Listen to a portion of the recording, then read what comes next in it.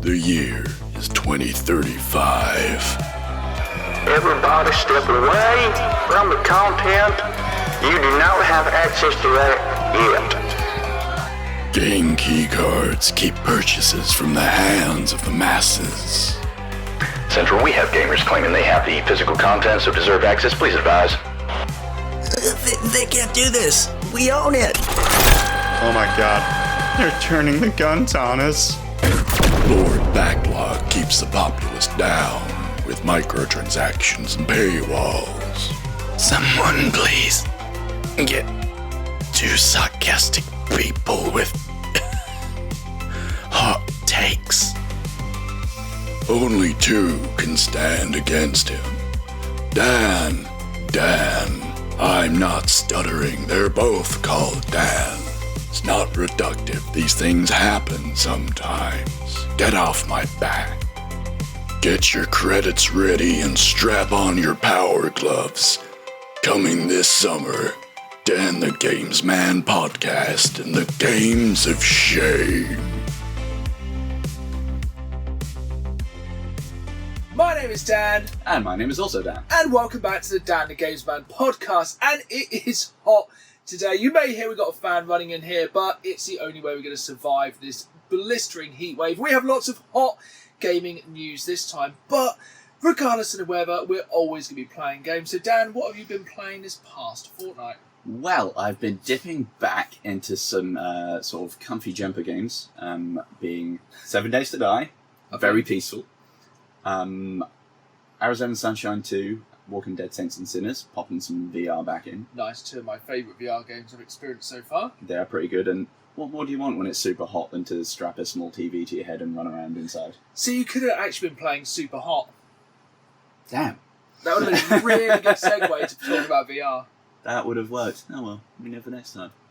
And also, I've dipped into Achilles Survivor. Ooh, tell me about that. Which it kind of scratches my Vampire Survivors itch. It's not as expansive, there's not as much going on, but you play as one of many sort of archetypal ancient Greek heroes. Nice. Do some Survivor-style gameplay, but also you build towers occasionally.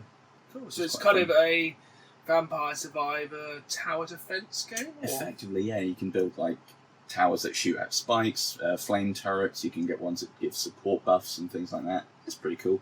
Nice. It does the job. Really good. And last night, I did get the demo for Hell Is Us. Yes, I did see that demo. Have you played it yet? I have.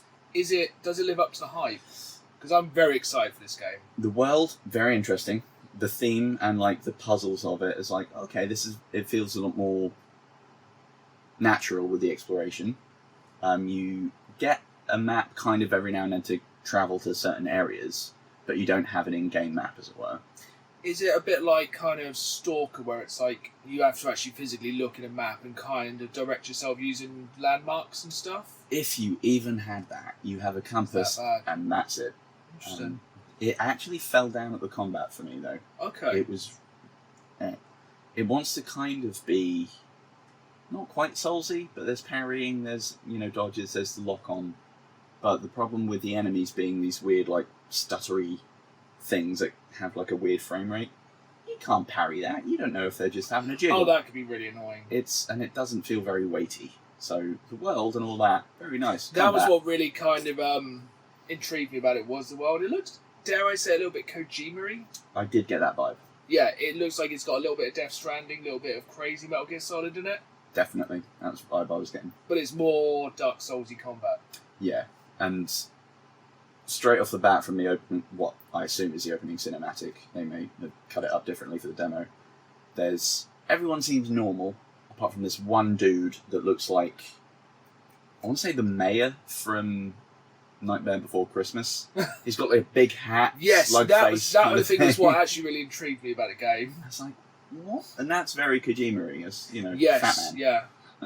Yeah, strange. that's kind of what I was thinking, like kind of Fat Man. That kind of it kind of has a bit of a kind of is it Twin Snakes feel? No, not Twin Snakes. Snake Eater feel. Yes, very much actually. Yeah. Yeah. But it's very peculiar. I'm not 100% sold on it because of the combat, but then the exploration and the puzzles does feel quite fun. Cool. Anything else you've been playing this week other than the obvious, which we'll get onto in a minute? No. So, me and my wife have been smashing through It Takes Two. Surprisingly long game for a co-op game. Oh. Because we thought we must be coming to the end. It's kind of storyline-wise, we're like, oh, this could be the end. But it's no, there's lots more. And I kind of did look up how many levels it is. And I think it is a fairly weighty. It looks like it could be a 15-hour campaign, which for co-op is quite surprising. Yeah. But it kind of just keeps bringing in fresh things. Okay. I think I said last time we were in space that we could kind of be giant or small. And then we kind of had bits where you have gunplay. Now it's even brought in Diablo-esque. Okay. So basically you get you have one of you's a wizard, one's a warrior, one of you has fire, one has ice. It kind of becomes a top-down, isometric kind of Diablo clone, which is really cool. Then there's a bit which is parkour flight simulator where you get some fidget toys and they turn into helicopters. That's quite fun. And it's just the perfect kind of game for short attention spans and short play. You can play for 2 hours or an hour, and you'll even basically it changes it up every half an hour or so. Okay. Every half an hour, you'll either be in a different world, you'll get a different skill you can use, or something else. There's lots of puzzles. It's just a really, really good game. I'm gutted I kind of slept on it for so long, but it's definitely worth checking out. Yeah, I suppose that's good as well with the co-op nature of it, that it changes it up, because then it kind of maybe reduces the chance of getting really irate with the other person. Yeah, and I think the thing is, you could definitely replay it because the characters have very different skill sets, which kind of work really well with each other, but you could just swap and play as the other character. But it never feels like one person's doing everything, and I wouldn't say there's an easier character. Cool. It basically just goes between the two, and you're both kind of doing lots at one time. Nice. So yeah, been going through that with my wife. On my own personally, I've been playing a new game from Annapurna Interactive, one of my favourite developers. So as soon as they drop a game, I always jump on it. I think I kind of missed this one. It kind of dropped on Games Pass. It must have just been in the thrall of games that come out recently. I just missed it. It's a game called Wheel World. Mm-hmm. So essentially, I would say it's a soft, cosy game. Okay. It's pretty chill. It's essentially it's an open world bike riding game, but it's all kind of half cel shaded, very pastel-y, very chill, has a very ambient kind of lo-fi indie soundtrack. Okay. And essentially you just ride around, do races, earn credits, so you can upgrade your bike. You can even build a really fast bike that has no grip, or a really grippy bike, which is good. Some courses, and it's all different courses. You get BMX, mountain bikes, road racing, then you have kind of just through the fields. It's basically a very basic Forza, but with bikes. Okay. But because it's Annapurna Interactive and it has to have that weird twist, the weird twist is your bike is haunted by an ancient spirit who's a skull. What would you name a skull? Scully. Yep, the skull is called Scully. Okay. And basically you're trying to build an immortal bike out of legendary parts so you can go through the sewers of time to reset the future. Or something. The storyline is so barely there. Essentially, then you just go to these shrines, which are the watchtowers in Assassin's Creed. It opens up the entire map. Do some races, find some hidden parts, build your dream bike, and then there is a big kind of, I wouldn't say it's a big twist. It's not exactly some Metal Gear Solid S twist, but there's a twist. Where would the twist be after you've already got a haunted bike? There's a slight twist about halfway through, which does ramp up the difficulty, but I've been just kind of playing half hour, 40 minutes each morning. It's really good kind of coffee in the morning kind of game. Cool. It's fairly chill. The difficulty isn't that bad. It's just a really nice kind of chill game, really. That sounds fun. I might have to give that one a look. Yeah, it's I just don't think you can go wrong with basically anything by Annapurna Interactive. So I think I've enjoyed every single game they've made. Which some of the other ones are theirs, I forget. So they made What Remains of Edith Finch, I think. They made Donut Country. I'm going to have an absolute blank what they've made. But no, that gives a pretty good idea. They're basically they're the classic, they're probably my indie game darling. Fair. But yeah, I think that's all I've been playing this week, because obviously, as well, we were smashing through what will be for now the final Down the Games Man Game Club short game of the fortnight, because we just need to change things up periodically. Yeah. We've smashed many, many games this year. Well, Yes. some I haven't smashed. I digress. Games about fun, and some of them weren't very fun. But yeah, this time we've been going through a bit of a classic, a bit of a throwback, Far Cry 3 Blood Dragon, and impressions. It's fun hearing Michael. How do you even say his last name? Bane? Michael. No, Kyle Reese chewing the scenery as he does his voice acting is pretty great. The humour's on point. First impressions, I was like, shooting's a bit jank, but I pushed through and played some more. It's like, oh, actually, yeah, it's pretty fun. And my main issue with it is obviously he is if you don't know, he's a cyborg built in the far future. Is it 2005? yeah, something silly. It's a far future. It's like an 80s action film set in 2005. He is a human cyborg commando called Rex Power Cult. Rex Power Cult, and has to take down an evil dictator who is basically doing some evil dictator style stuff. Very Resident Evil experimental kind of stupidity. This went wrong. How? And essentially sent to a small area of the... Is it actually an area from the Far Cry 3 map? I think it might be, yeah, and just like reskinned and Reskinned and covered in neon. And it's very... That would be my only complaint with it when you first start. The enemies, which are all cyborgs, are absolute bullet sponges. They really are. And some of the hit detection's a bit iffy as well. Because you kind of start the game and you're in a helicopter with a minigun, and my favourite thing about the entire game is every time you fire a minigun for more than 3 seconds, Rex Power Culture is going, ah! And it will do that because the clip doesn't run out, as you have about 400 rounds. So you'll just have the game going, ah! For like 30 seconds. Which is what you want to do when you fire a minigun, Yeah, to be honest. but then you kind of go into the main game and you're like, here's a pistol, it takes like 20 shots, 20 headshots to take down an enemy, and you're like, this is really annoying. It kind of ruins the immersion of being like this badass cyber commando. But I think early on, as in most Far Cry games, the kind of idea is to be stealth. Yeah. But the stealth, I feel like it takes away from the massacre. Yeah, when was the last time in a proper sort of old school 80s thing like that you saw them really use stealth? Yeah, like you get like a tiny bit like normally. But I suppose, you get a little tiny bit at the start, then they get like machine gun and start gatting everything. Or come out of a shed with a missile launcher for some baffling reason. So yeah, our kind of plan was just to smash through it. Obviously you finished it, yeah? Sadly, no. Did you not? I spent too much time farting around, just adventuring and doing side quests and killing cassowaries. So, I also spent too much time farting around doing side quests because I was like, I can smash this out in a day or two. No, my ADHD OCD decided to take over every single base, do every single side mission, kill every animal, do every hunt. Nice. I literally got the Ubisoft bug and decided I'm going to clear the map. Nice. And I did clear the map, but then I reckon if you stormed that game and just did every single story mission, it's less than an hour. Jesus. It's about 7 missions, but the last couple... Which mission did you get up to? There's not that many story missions got done. Because the annoying thing is you get all the best weapons in the story missions. Like you get the flamethrower, you get the minigun to use all the time. Did you get the minigun? No, sadly. No. Then you get... Oh, it's called like the Kill Star or something, which essentially is a wrist-mounted laser, which will one-shot everything. And you can just... But it also takes your life away. It's like just everything in that area dies. It's like War of the Worlds-esque laser. Nice. And then basically by the end it becomes way more fun because you're basically running around with miniguns and lasers. And they're essentially indestructible because the level up system in that game does work quite strange, doesn't it? Yeah.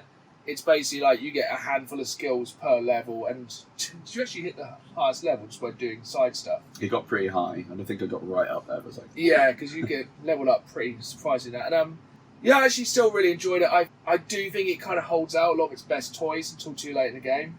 Yeah, to be fair. The fire mechanic, which back in the day did blow me away, doesn't really affect that much in this. Yeah, because you could use that quite handily to help infiltrate bases and like futz with things, couldn't you? Because you could set fire to an ammo crate and just be like, yeah, which I enjoy. Yeah, and I think Also, I don't. Surprisingly, with the entire game being based on, I don't think the blood dragons really had that much in the game. Nah, it's like, oh, lure them over. It's like, or I could not. And Yeah. just go in with a bow and completely just... It very annihilate much his does face. turn into Rambo because it is much easier until you get the minigun and the kill star, whatever it's called, to just bow and arrow everyone. It's very satisfying. But I think we spoke about it while we were playing it. Some of the kind of lock on is opposite. Yep. It will always go slightly to the side and they'll go, it's over there. And then they go, so the entire base goes, and turns with that one missed shot, don't they? Yeah, it's like the piano stops playing in the saloon and everyone turns to you and be like, what? Yeah, it's a real, like, kind of twitch. Everyone's there. Yeah. And did you ever have to fight, like, the flamethrower troopers? Annoying as hell. Really, really annoying. Basically, bullet sponges, even more, can set you on fire, which is really annoying. The other thing as well, I found, like, because obviously then I was like, I'm going to do everything in this game. Then I kind of started to realise, because I was spending so much money throughout the game, refilling my ammo at the supply things, by the time I'd finished the entire game, all the side missions, every single thing, all the main missions, I did not have enough money to buy the upgrades. No. And there was no money, like, kind of littering the map. The only thing I could do is I'd go around and massacre people and get, like, $20 per time. Considering I need, like, $10,000 to finish the game at that point. So I just kind of gave up, which was disappointing. Yeah, fair. So that's a top tip. If you are going to play through Far Cry 3 Blood Dragon, save your money. In-game. Yeah. Feel free to buy the I'm game. not buying this game anymore. I think it's on Ubisoft. I actually had a physical edition, which I got from Limited Run, with that giant collector's edition, which is still pretty sick. I think I had it in my library from when it was on PlayStation Plus ages ago. It was a monthly. That's crazy. But yeah, really good game. I think Far Cry games are one of those ones. Any Ubisoft game, I'll probably play about one a year, and then I'll have enough of the Ubisoft formula. Yeah. So yeah, I will probably go back to a Ubisoft game next year now. But right, let's get into some news, because I have infinite news. Did you want to start, or do you want me to dive straight in? You want me to straight in this time if you wish. Right, let's get out of the way then straight away. So, Helldivers news. Yes. Have you got the Helldivers news? I have some Helldivers news. So, Helldivers is launching on Xbox very soon. Mm-hmm. Did you see the trailer they dropped yesterday at the time of recording? Was this the one with the lone hell pod? Yes, And the music that's of particular interest? it is. Yes. Would you like to continue? Yes, so basically, this hasn't been announced yet, but it's about as subtle as a slap in the face. It looks like Helldivers, when it launches on Xbox, is going to get Halo ODST content, and I think we are here for it. Yeah, it's pretty cool. I'm down for that. And yeah, we'll probably talk about, randomly, for later, because later on in this podcast, we will talk about games of shame. Games we probably should have played at this point in our gaming career, but haven't, and Halo will again come up there. But yeah, so that's very exciting. We also got our Helldivers news of the week in early. Yeah. Straight in. I think it's going to have crossplay, so it'd be interesting to see. It'd be interesting to see if there's going to be console exclusive content. Because if we get, I'd buy it. I probably would buy it again. That's fair. I think if I could transfer my content, my unlocks so far over to Xbox, and then get exclusive guns and kind of armour, I'd probably buy it again for like 30 quid. Yeah. To support the developers, because it's one of the best games I've played for a long while. Yeah. And I think it'll be the best way to kind of kickstart it, as it is starting to slowly Kind of taper off a little bit. taper off a little bit. Which is a really nice segue into the next piece of news. So I'm slowly losing my voice. Hopefully we can get through the podcast. That's a story for another time. The Alan Wake developers are planning a big relaunch for FBC Firebreak. Oh. So you haven't played it, have you?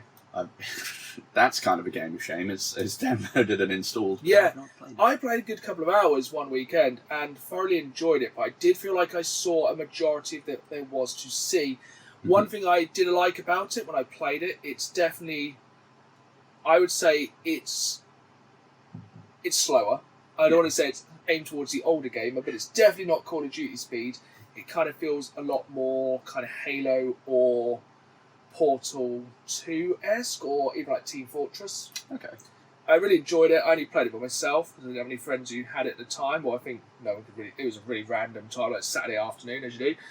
But I digress, I enjoyed it, but it seems like not a lot of people played it because it peaked on Steam at 1,992 players. Ooh. And again, as of yesterday, its concurrent players are 24. Ooh. So that's 3 per game. So 3, 6, 9, 12, 15, 18, 21. It's 8 servers, 8 games that are going on at the moment. So I think it's 3 per game if they're full. So there's 8 games concurrently going. But they're not giving up on the game because I think it is a good game. I think it just came out at a bad time. I think so, yeah. It came out in between like Doom the Dark Ages, Clair Obscur, every other game that happened for every game basically we've played this year and haven't played that. Yeah. So I think with a big relaunch, I think it could do really well. One would hope. But yeah, I will chuck it back to you.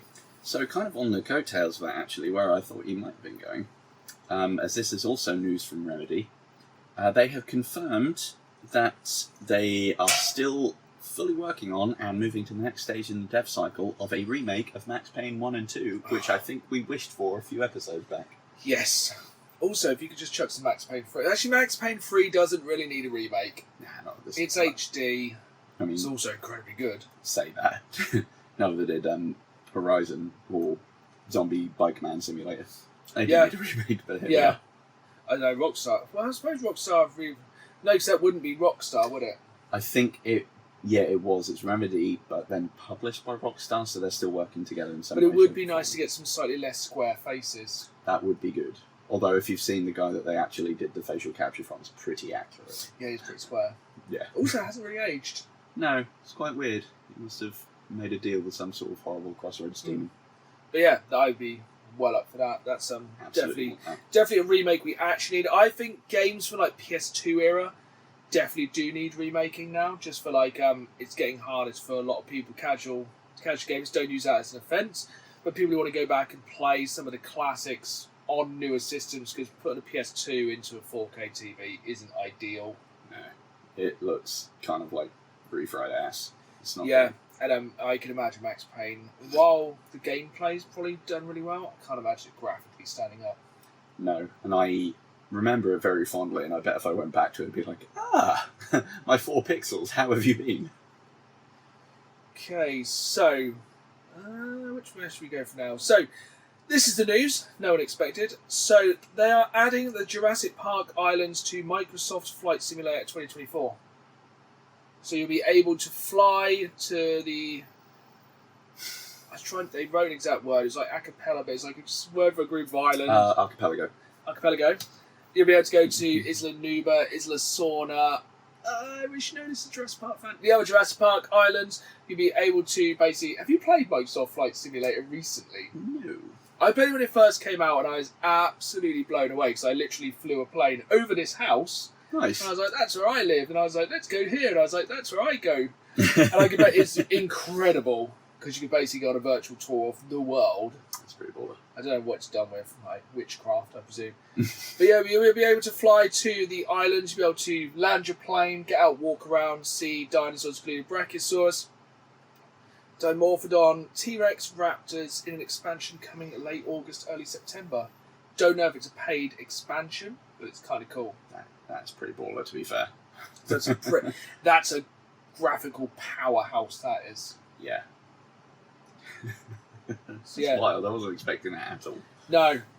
I'll go for another thing no one was expecting. So, can you remember Castle Crashers? Oh, yeah, the massive head dudes. Yeah, one of the best couch co-op games released on the much-loved Xbox Live Arcade Yes. about 7 million years ago. So it has its first DLC in 10 years. Excuse me? They just shadow dropped a new DLC for Castle Crashers after a decade. It's the Painter Boss Parade. It's $4, so probably £4 because that's money. It has a new world map, an official new character, and the ability to create your own playable characters also. Yeah. That's a weird thing to drop at this time in life, isn't it? Yeah, yeah, very odd. I know they dropped like a physical re-release of it like about a year ago, but I think it sold out pretty quick, or I just forgot to buy it. Yeah, I'll chuck it back to you. So, kind of not entirely tied in, but thematically with what you said a minute ago, movies. So I like movies. Alien Rogue Incursion, the VR game, is getting a full console release now of a standard non-VR version. Oh, that's going to be terrifying regardless. So I was still planning on playing it VR, but maybe I'll not, just so I don't spoil That's anything. more Alien Isolation rather than anything else. Yeah, a little bit more action, but it looks very isolation-y. Yeah, which is pretty it looks cool. very scary Alien.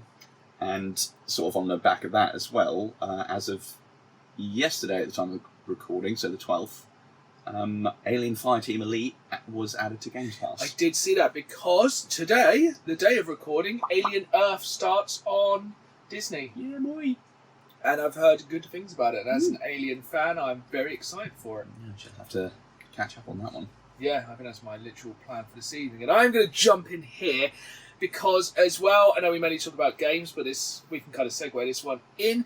Twisted Metal Series 2 is out now, and it is absolutely incredible. I thought the first series of Twisted Metal was good. This second season is way better. They drop new episodes every Friday on Paramount Plus. Sweet. Which I think a lot of people get through their Amazon Prime. We get it through Sky. This isn't paid content, sadly, unless you want it to be. But yeah, Friday nights now are pie night. I watch new Twisted Metal and South Park on Paramount Plus every Friday night. That's where we're at in 2025. It's been really good so far, especially like them bringing in a lot more characters from the Twisted Metal universe. I don't want to spoil who they are, but they've brought them in, and they have really done them justice. Like, they've absolutely nailed it. Like, it's so good. Makes a good change. Not enough people are watching it, so please, everyone, watch it, or else Samoa Joe will appear and get you. Okay, I'm going to quickly jump in with... So I've got one more bit of gaming news and then a couple of other bits of just interesting things. Okay, I have so much. Again, coming out yesterday at time of record, a new IP has dropped, Echoes of the End. I haven't played it, I haven't spoken to anyone that has, but it looks very interesting. It's a third-person action-adventure sort of Fantasyland game. Where you play as a character who can sort of manipulate and control and destroy matter. But there's also sword and sorcery, and it looks very interesting. Okay. Very, very deep-looking world. It looks very fun exploration, as well as possibly quite weighty combat. Nice. Should be good, hopefully. And I think it's Games Pass. Oh, of course it is. Right. Less good news. Odd news. So, with new gaming consoles, you kind of presume as they get older, they get cheaper. But now, obviously, as we're living in the end times, nothing makes sense. So the Switch price has risen after 8 years. So the Nintendo Switch, in its 8-year history so far, has never had a price drop. But it's now had a price rise. Perfect. So, at the moment, the Switch 2 price will not increase. That's still £1 million. Yeah. And your firstborn. The Switch Lite has gone up from $200. These are dollars, but just basically put a pound sign because that's how inflation works now. Switch Lite was $200, now $230. The standard Switch was $300 8 years later, now $340. Switch OLED was $350, now $400. Perfect. That's $50 less than Switch 2 basic pack. Do you think they're just being like dicks about it because maybe some people are going, I want to play this, but I don't want to get Switch 2 or get the cheaper option? They're like, I feel like they're kind of forcing people's hands, and also Nintendo have announced they're not making any more. So I guess it's trying to get rid of them, but I don't understand why you'd put the price up to get rid of them, but Nintendo. Yeah. And it does say other Nintendo products will also see adjustments. Perfect. So we don't know what those price changes will be over time, but Nintendo products are probably getting more expensive. But it is worth remembering, which I never really realised, the PS5 and the Xbox Series X are also more expensive now than when they first launched. Did not catch that either, to be fair. No, it's because I suppose we were we both are on Xbox All Access, because, it's just easier. You're going to pay for Xbox Games Pass anyway. Might just chuck another £10 a month on and get the console. And I think I bought my PS5 so long ago, I forget how much it costs. Yes. I just forced that memory down. So yeah, that's happened. That's some horrible nonsense that's going on. On the subject of things being expensive and baffling, there was a store in California that got robbed for $30,000 of Labubu's. Goddamn Labubu's. If you don't know what they are awful little... They're not even plushies, strange dolls that look like rabbits got violated by a gremlin. They're terrible. And it asks two questions, really. One, why? Two, do people not really remember Beanie Babies? Because this is just that nonsense. Yeah, it seems like they're kind of becoming the new Funko. Yeah. Like, this one's valuable. Why? Also, it's just the classic thing of, like, they're becoming faked. Oh, yeah. I mean, they're in every corner shop now, aren't they? You go past a vape shop. Oh, Labubu's. Yeah, they've added another line to the vape shop. So it's vapes, phone cases, and now the boo-boos. It's madness. I don't understand them. I don't like them. I can see why people spread the Old man ran. She shakes fist at Cloud. Back in my day, these were called Beanie Babies. So I think that's actually all the news we got. Ah, But there has been lots of showcases and conventions recently. yes, they happen. So, did you catch any of Quake Con? Sadly, no. I only caught the first night, so there might be stuff I missed because I can't catch them all, unlike Pokemon. But two bits of big news I have taken from Quake Con. Heretic and Hexen are back. Whoop, whoop. So they've done a remaster of Heretic and Hexen, two very good old school boomer shooters for lack of a better term. They dropped instantly on Games Pass. Clean. Because obviously now Bethesda owns most things, Microsoft owns Bethesda. He's So yeah, they are on Games Pass, they are downloaded, I'm ready to jump back into them. And they're also getting a physical release through Limited Run, which I'll undoubtedly pick that up for the Switch, because that is my favourite way to play those kind of games. Yeah. Because you can just smash out like 3 or 4 levels while on the bus or the toilet. Or go to the toilet on the bus, as a lot of people smell like they do. Yeah, or the bus stop. Yeah, so. And the other kind of big news from QuakeCon was an expansion and the first update for Doom: The Dark Ages. Yeah. I know this One of the greatest named things ever. Enter the Repertorium. I haven't played it yet, but basically it's waves and waves of demons. You have to crush Hell's legions to unlock the Perfection Slayer skin. So essentially it's Horde mode for Doom: The Dark Ages. I think I've actually uninstalled it since finishing it, but I might jump back in because that sounds incredibly good. Yeah, I'm there for that. And did you see any of the Nintendo Partner Showcase? I did not. I had my fill of insane nonsense for the week. Oh, thankfully, I'm here, so you do it. I watch it, so you don't have to. So, start off with Monster Hunter Stories 3, something I've never played before. It's about like No, I don't think I have. it's basically a spin-off of the Monster Hunter series. A series I used to really enjoy, but nowadays I haven't got 200 hours to drop into a game where you might get a drop. Yeah. That looks really good. Bit more casual, bit more everyone. Once Upon a Katamari. Oh, yeah? Brand new Katamari game. This time going through time, it looks like. Why not? So I think they showed Roman times, Greek and dinosaurs in the trailer. I think it's also going to have co-op, so that could be quite fun. And then going back to earlier, another remake no one really realised we needed. Crazy Dave is back with Plants vs. Zombies Replanted. Yeah, that seems a rogue one.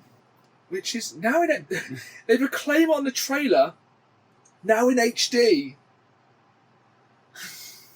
Okay. I presume they kind of mean now in 4K, but it very, very plainly states in the trailer, now in HD. And also it includes PvP. So I don't know if it's going to be one person plays the plants, one person plays the zombies. I don't think that's anything that's ever been in it. I only really played it mobile on Xbox Live Arcade. Yeah, I don't remember there being anything like that. So yeah, another remake, Pac-Man World 2. Game I think only my wife ever played. Did you ever play Pac-Man World? No. Basically, poor man's Mario. Final Fantasy Tactics is back. That's reimagining, I think it's a full from the ground up remake of Final Fantasy Tactics, which was only available on the PSP maybe. It's now fully voiced. Nice. The Nintendo actually announced another game. So we Okay. should have about 3 games officially, like they look like they're coming out soon for the Nintendo Switch 2. It's worth that price. Hyrule Warriors Age of Imprisonment. Ah. Have you ever played a Hyrule Warriors game? No, it's basically just Dynasty Warriors, isn't it? It's But basically with- a Warriors game, yeah, but with Zelda. It's actually really fun. Okay. And this one is a direct prequel to Tears of the Kingdom. Oh. So adding more lore to that's pretty cool. Then again, this is really the takeaway from me of the entire event, and I'm sure one we will probably play non-ironically. Chilling by the Fire. Can you guess what that is? I want to make a facetious joke, but I'm coming up with nothing. So it is a co-op or single-player cozy fire building game. It is literally what it says on the tin. You build a fire together. Cool. So we've had experience of in the real world. It's hopefully easier than that. But this is what I took away. It looks really cool. Basically, you have to pick your fuel. Everyone puts their logs on. You have to keep it burning all night. Okay. But the idea is you can chill by the fire. So it has party chat. But they showed it on the Switch 2. And have you seen like when the Switch 2 puts people's faces in game? And it looks like a mix between... What was the floating head in Power Rangers? Zordon. Looks like between Zordon and just pure nightmares. So it's just like these weird disembodied heads around a fire. It looks really odd. It's nightmare fuel. Go and watch the trailer again. But yeah, the actual game looks fun. I just will not be using my camera. That's fair. Oh my goodness, so much news. There's a new game called Hella, which is a tiny mouse adventure game. Looks a bit like the game Moss. Don't know if you ever played that. Yeah. That was quite a cool game. Bit of a hidden gem, that one. It's co-op as well. It's like basically some mice doing magic in the real world. It's like imagine running around a garden, giant spades, flower pots, stuff like that. Very fun. This is a game which does look very good. I think this is on other consoles as well as the Switch. All of these, some of these are Switch 2, some are Switch. They did make it very, very abundantly obvious in the trailer, but I didn't write that down. So go back and check them out. But this game is coming on other consoles. I think you would have probably heard about this, Chronos: The New Dawn. Yeah.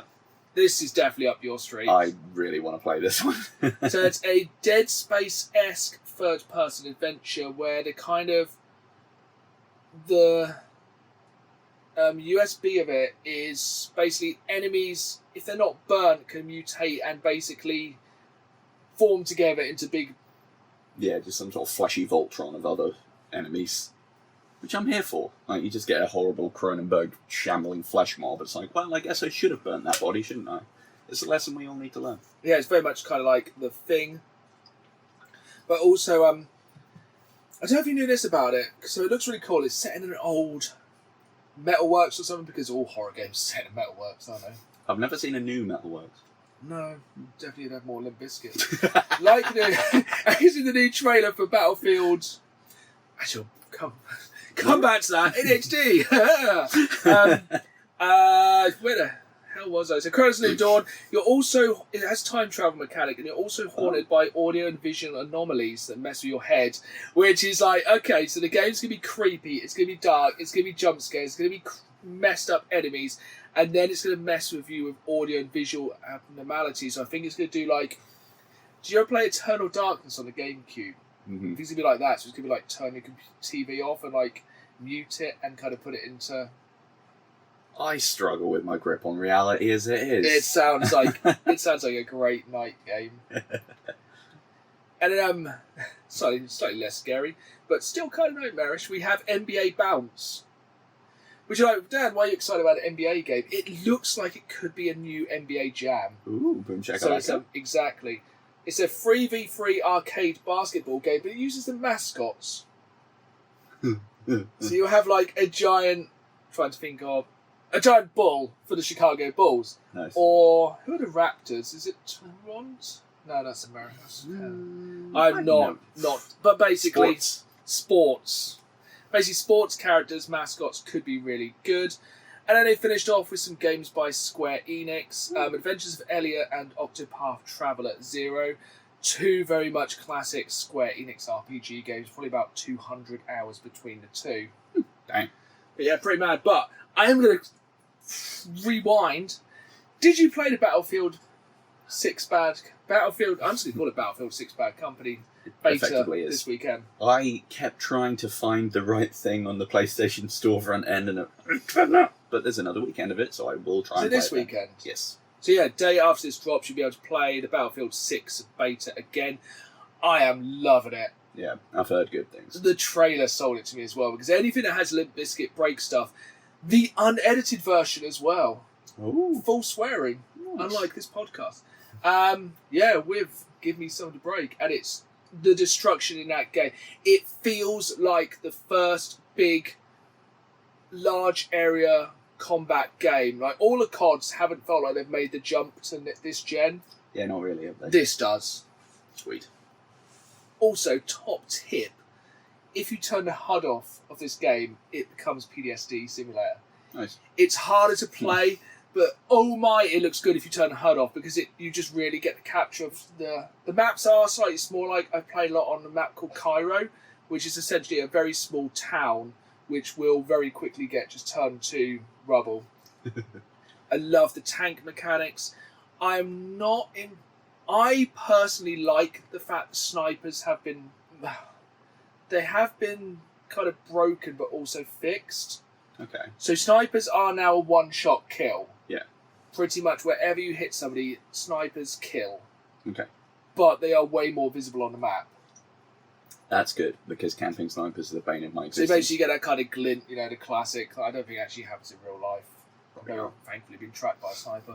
But it does also have the advantage of, if you see a sniper, you just launch an RPG at them.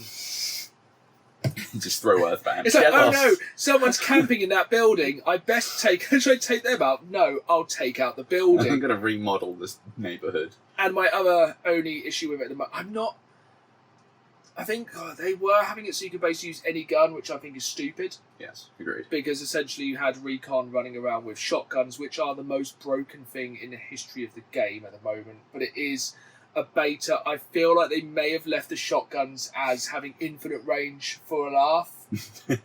Because at the moment you can snipe people with shotguns, and it is dumb. Perfect. But yeah, the vehicles are incredible. The fact you can now grab somebody and drag them when they're downed is very good. I wish I could still shoot while they were down. That would be cool. But I guess the idea is you're kind of down.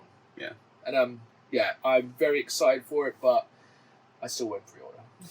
Same. I've been burnt by a lot of Battlefield games, so I'm going to wait. And also, I think it's essentially a $69.99 launch price. Nice. And I think if you buy it with the season pass, it's £100. No. And then I think you get some skins or something, but no silly skins. No Nicki Minaj or Family Guy or American Dad or anything stupid. I think it's literally the anti. It's just the anti of COD now. Pretty much. But yeah, I think that takes us to all the end of the news and everything we have played this time. One more very important bit of news that I think you might enjoy. What have I missed? So you were at risk when you were on holiday, as Scotland has called for a seagull summit. Yes. Amid fears that someone could be seriously hurt or killed. People have been left scared and traumatised amid attacks from seagulls on the very northern point of Scotland. I find this difficult to believe, just because this is a country where terrorists attacked the airport and a man that was on fire got kicked in the bollocks so hard that the guy that did it busted a tendon in his foot, and they're afraid of birds. I don't see it. Scotland is a very different place. Yeah, because if you do not know about that news story, that is not embellishment. Somebody literally tried to do a terrorist attack at an airport and somebody beat the tar out of them. He's like, he didn't flinch, so I kicked him in the crotch. Like, oh, all right. But I have seen the size of some of the seagulls. We have some big seagulls around here. If you go to any kind of seaside town in the UK, there's some big seagulls, but the ones in Scotland are built differently. Iron brute. They just carry shivs. That's not the news I was expecting. No, I just saw the word Seagull Summit and I'm like, hold up, I need to read this. No, they are. It's like a pterodactyl coming down. Yeah. Like they are. Basically, they are giant. Yeah, I wouldn't want to try and steal a Glaswegian's chip, so I think that would go badly for me. Yeah, I think if a seagull tries to steal a bad Mars bar, it's probably going to get battered. Let's carry on the jokes with a Reddit story this time. And we're kind of going away from Tifu to another one. Excellent. Actually, I think we can say arsehole, can't we? I reckon so. Yeah, everyone has an arsehole. So, am I the arsehole? Am I the arsehole? Yes. But basically, if you haven't heard before, every episode my wife goes into the dark corners of Reddit to find a gaming-based story for all of us to laugh at somebody else's misfortune. And this time we have from the Am I the Arsehole subreddit. Am I the arsehole for I hope you'd say arsehole, which I said it 100 times. Say it a few more times. Am I the arsehole for proposing to my girlfriend with a video game relic instead of a ring and refusing to buy a ring after? As you can see at the top there, arsehole. The word, not like... It wasn't a JPEG. Oh, this is going to be a good one. So I don't read any of these before the podcast. I know nothing about them, so this is why they're fun. This is quite a short one, actually. So my girlfriend and I met in a Skyrim meme page in 2014 and have been together for 6 years. I hope every morning, like, first one stirs and goes, you're finally awake. Ah, that must... That's a real relationship goal right there. Skyrim meme page. I saw him across the arrows in the knee and I knew he was the one. Just going to repeat that. My girlfriend and I met in a Skyrim meme page.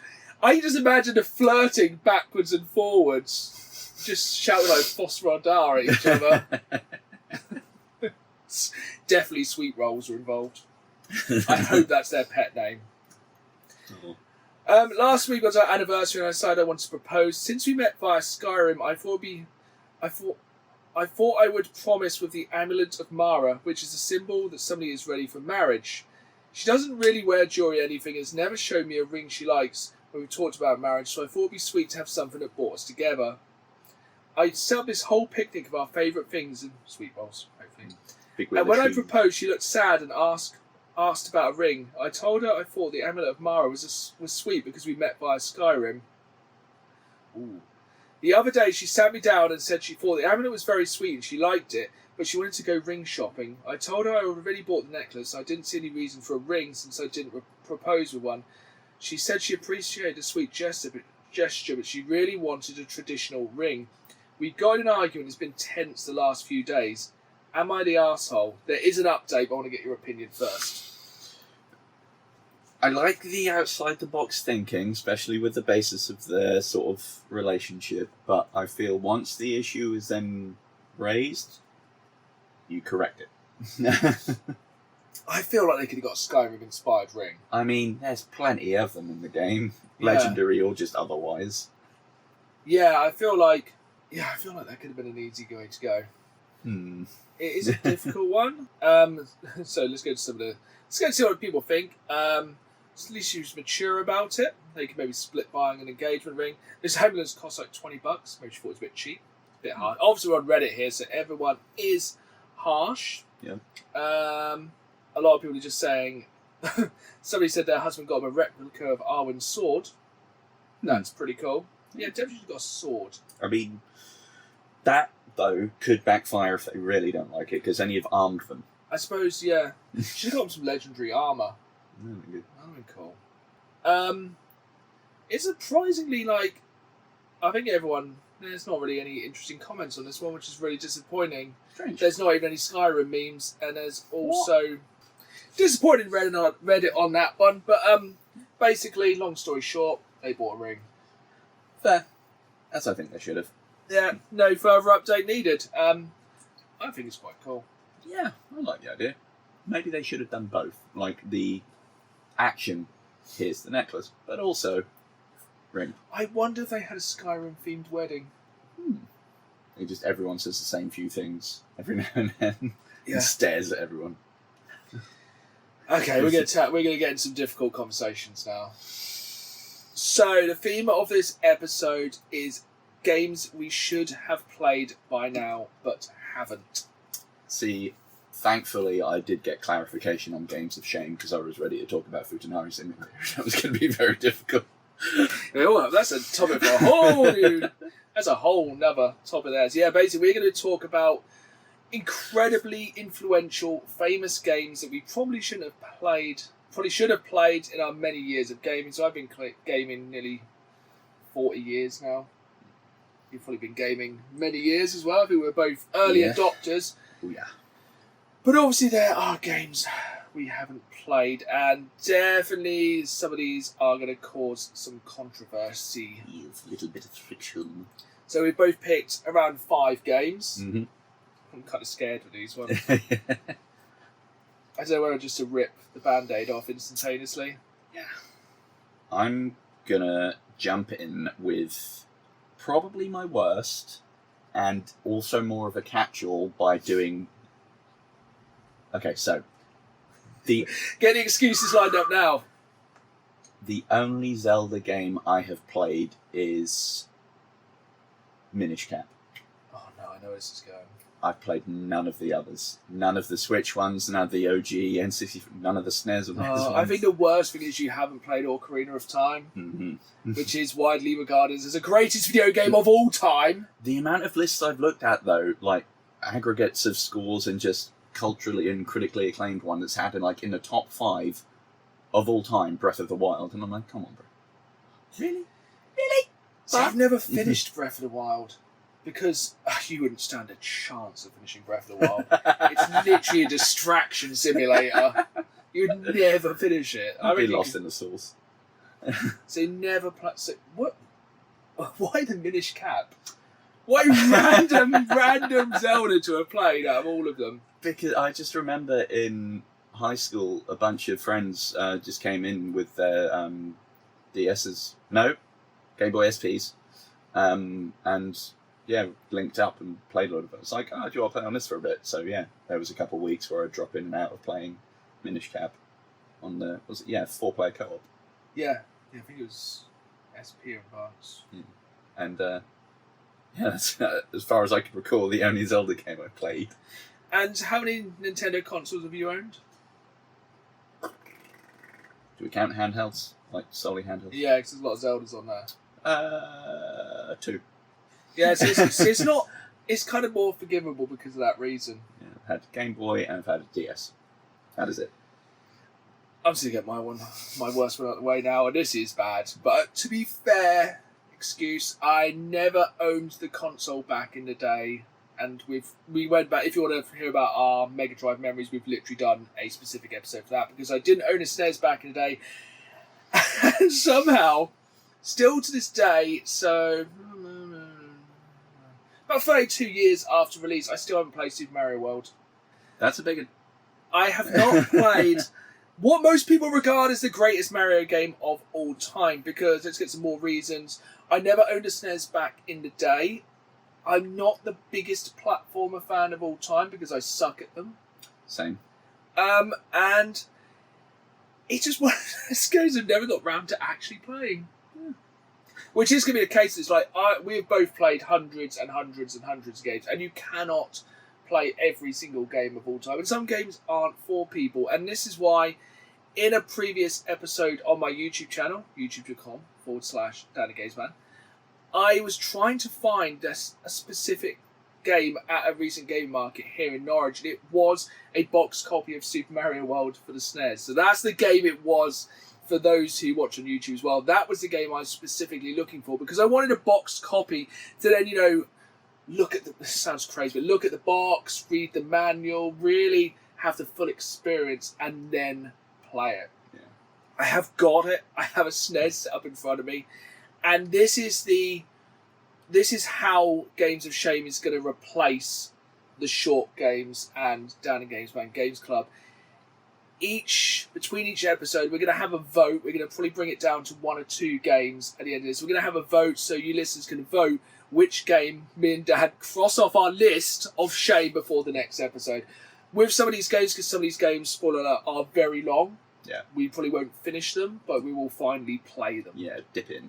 Little experience. So, Yeah, Super Mario World. Never played it. Both going in with a Nintendo game that Yeah. we should have played. Two of the biggest games of all time. A little series you may have heard of. Oh, it's probably just going to get worse. So, what should I get? I'll go for a little bit more of a low-key one, but still one that's regarded pretty highly, and that is Papers, Please. Yes, heard very good things about this game. Never played it for just accessibility for myself. That's fair. Yeah, if you don't know, it's a weird thing where you basically play like a passport office kind of border patrol person working in a kiosk, and you have to process people coming through. And you have to balance the line between keeping your bosses happy and not being a douche canoe. So you'll maybe let some things slide, or you have to, catch some more dangerous people out on things, or just be like, oh, someone's trying to get through to go and see their family. Exclusive to Steam. I think so, yes. Exclusive to PC even. Which Yeah. is Steam, really. Thankfully, because it's, pretty limited resource-wise, even my janky-ass computer can play it. I just haven't, so I don't have a reason. Do you own it yet?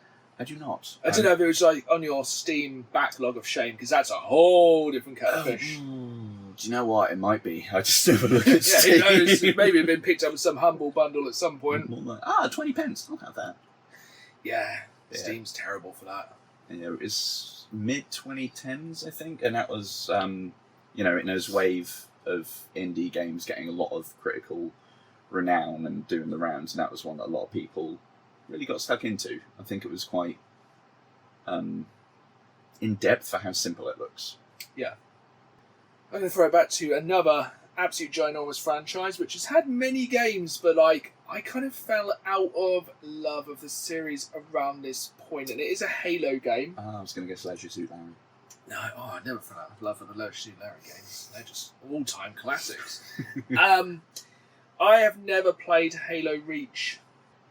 I think I have. I think it was just about that time, because when Halo 3 came out, I ploughed hours into that. Yeah. We had a full sub, we had 2 TVs, 2 Xboxes, we hooked up, we played online, I played an obscene amount of Halo Original, an obscene amount of Halo 2, an obscene amount of Halo 3. One of my friends was one of the top ranked Halo players in the world at one point. And Nice. yeah, we all ploughed an insane amount of time into it. By that time, I think I just got burnt out.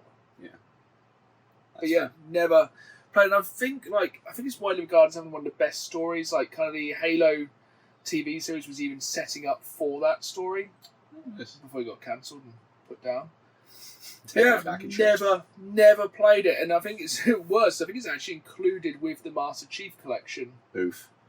But yeah, I've heard it's still very, very playable, especially on PC, and I think the Xbox Series X version looks pretty good still. So yeah, definitely one, probably a very easy one to cross off the list. I reckon so. Accessibility-wise, it's going to be pretty simple to get hold of. Yeah. So, but yeah, never played it, and also going back to our news earlier, I don't want to do a twofer, but I haven't played ODST either. That one is maybe less important to play. I kind of felt like, if I can't be a Spartan, why do I want to be like a... Yeah, They are just basically dudes, aren't they? I think so, yeah. Yeah, that doesn't sound as fun. That sounds like a step back. Yeah, it's like playing as the Astra Militarian rather than a Space Marine. Yeah, it's like, I don't want to do that. Yeah, Zach, very good comparison. Yeah, throw it back to you. I will go with, seeing as I'm quite a sci-fi fan, and I do like an RPG kind of in-depth, vaguely horror kind of thing, I've not played System Shock 2 or System Shock, but specifically There's a 2. very good... Again, that's quite a good accessibility kind of one. Very much kind of PC lot. But I think, good news for yourself, they've actually re-released them quite recently. Yeah, which is quite handy if that's where the vote ends up going. 'cause Yeah, that I means you don't get think on I've played them, or not in since the very early days of PC. Yeah, I think it was one I've been intrigued to play for a while, but until the remaster came out, I was like, that is going to be difficult on the eyes. It's going to be like getting hit with Lego. Yeah, Can't do because it. it's essentially very much a neon Yeah, Blade Runner-esque kind of. and almost like playing through an old Windows 98 screensaver. I think it's got that kind of old mentality as well. It's like, find the key cards, get through stuff, do X, do Y. Yes. Like classic one, I don't think you could properly look up or down. It was just reticles in the middle. You shoot or hit wherever you're looking. Yeah. But Yes, that's a good one. I'm going to drop in the most accessibility-based one of all time. So, one, as a game collector, for me, a lot of the time when I play a game, or I'll wait to play a game until I have the physical disc to play it on the correct console, because I'd rather play games the way they're meant to be played. And this is a PS1 game, so it's not that hard to do, because I have in front of me now a CRT TV and a PS1.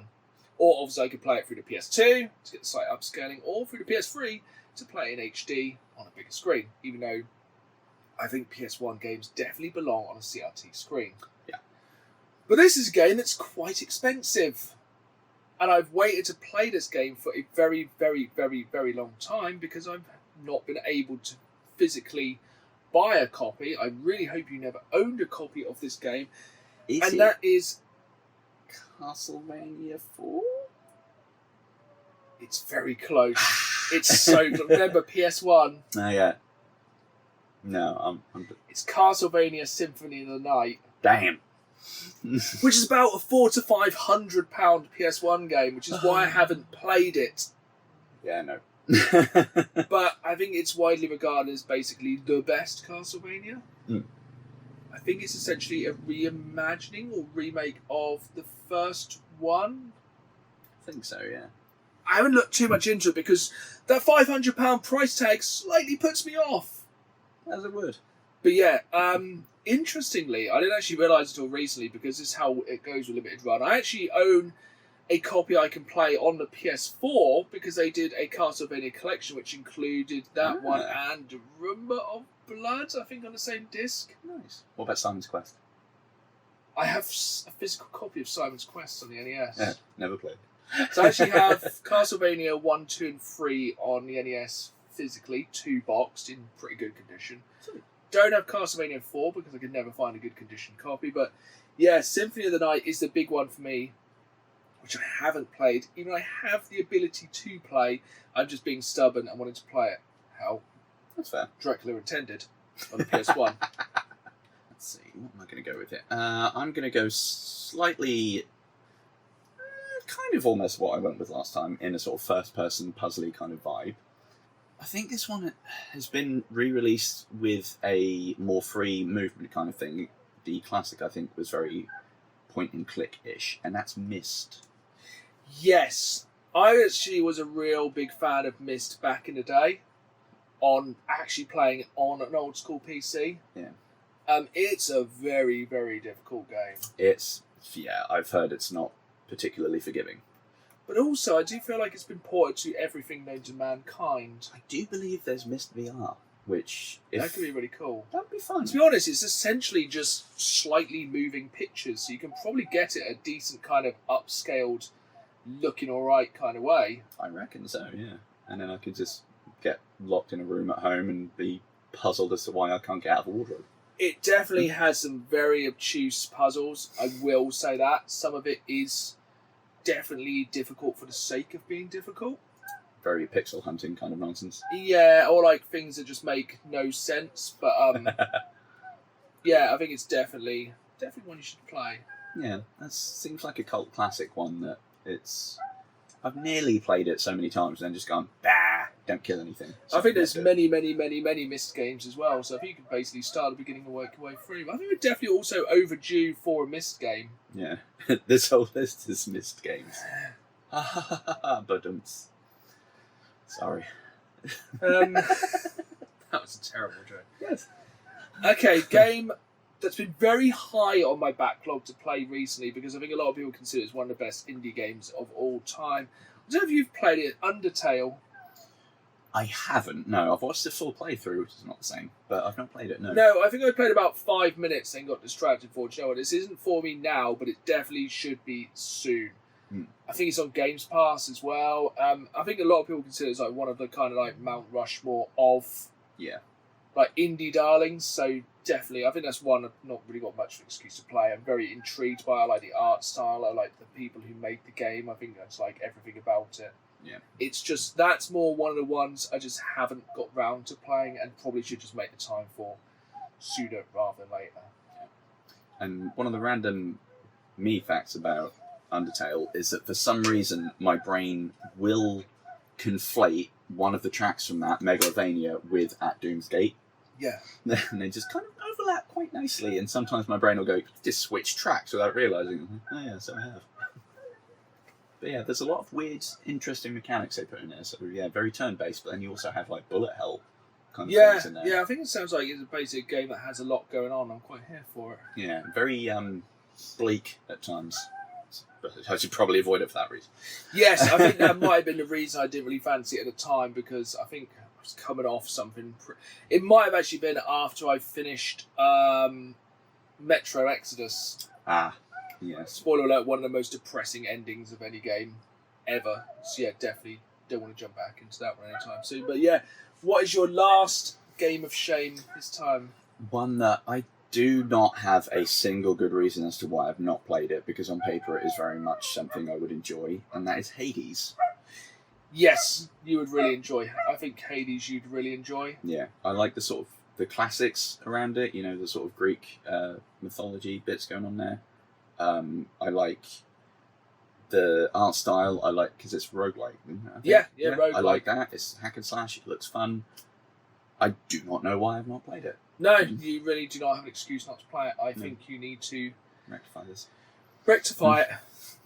Yeah, like I said, we will be making a list of all the games we have said this time, or we might narrow it down a little bit, and then we will kind of challenge each other to play the games. Yeah. And if someone votes for Zelda, no, I don't own anything. I'm not buying it for that. So I will lend Dead on N64 so we can play it. Okay, let's get to my last one. And this has been a kind of running joke here on the podcast. Because there is a certain game I have a very large hatred for, but it's a hatred which kind of comes from nowhere. And maybe because I've never actually played it, which maybe makes me sound a bit hypocritical, because I've kind of decided I'm going to hate it before actually trying it. Can you guess what game it is? Would it be something I possibly have a tattoo based on? It might well be. Would that be Dark Souls? It is Dark Souls. I've never actually physically played myself, controller in hand, Dark Souls. Maybe I am the god of Dark Souls. Maybe you have gotten good. Maybe I am god tier at Dark Souls and I just don't know it. I think I've just built it up in my head as this like unclimbable mountain and like something I can't get into, but I've never tried. So I half wonder if I just need to actually try it in like with like a controller wrapped in bubble wrap. Yeah. And just give it a go. That's fair. Because where would you say is a good place to start? Is it just Dark Souls or is it Demon Souls? I feel like... Or do I just jump into Elden Ring? Elden Ring's good because I think, as we mentioned in a previous episode, they've actually put in a jump button, which is like, whoa. But there is a lot of random jank, and the sort of open worldness can make it a bit more frustrating. You do get a bit more directed in the others, and with where they've gone with this series, going back to Demon Souls when I played it when they re-released it with PS5, yeah, it's really not as horrible as it gets later in the spiritual successors. So maybe Demon Souls is a good entry point. So is maybe Demon Souls PS5 a good entry point now? I think so, because in comparison, it is a lot more forgiving. There is still some absolute horsepoop, but... So maybe I'll change it to Demon Souls. That's fair. And then, I'll just smash that. Dark Souls 1, 2, 3, Elden Ring expansion, Bloodborne. Bloodborne can eat a bag. Maybe I'll just become like the god of Souls-esque. Imagine if you were John Dark Souls this whole time. Yeah. So what we'll probably do, we are going to put these up for the vote a couple of days, probably after the podcast drops, between the two podcasts. We'll probably just put all the games up for now, but we can just kind of do it on like a tournament ranking where we'll just basically drop them out as we go. Try and get through this backlog of games we should play. I can see already how it's going to go. It's either going to be...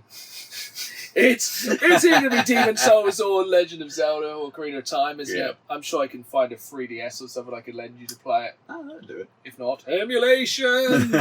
But yeah, we are coming to the end of the podcast because it probably doesn't show on the camera at all, but it's really, really warm.